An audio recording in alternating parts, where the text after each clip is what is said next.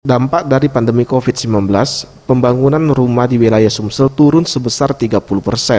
Ketua DPD RI Sumsel Zewi Salim mengatakan, pandemi COVID-19 telah membuat daya beli masyarakat turun, termasuk untuk membeli hunian.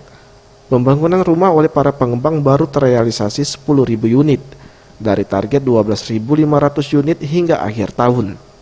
Pembangunan rumah di Sumsel pada tahun depan akan lebih digencarkan. Melihat dari kebutuhan rumah, RI memperkirakan pembangunan rumah bisa mencapai 15.000 unit pada tahun 2021. Dari jumlah tersebut, sekitar 85% diperuntukkan bagi masyarakat berpenghasilan rendah melalui rumah bersubsidi, sedangkan sisanya untuk rumah komersil. Target ini sudah melebihi dari rata-rata pertumbuhan pembangunan rumah di Sumsel, yakni berkisar 1.000 sampai 2.000 unit per tahun. Kurang lebih 30-40% kami mengalami penurunan target ya. Kami koreksi yang mana kami sejak awal tahun 2020 kami bersama teman-teman pengurus DPD RI Sumsel sudah menargetkan angka, tetapi angka tersebut ya tidak tercapai.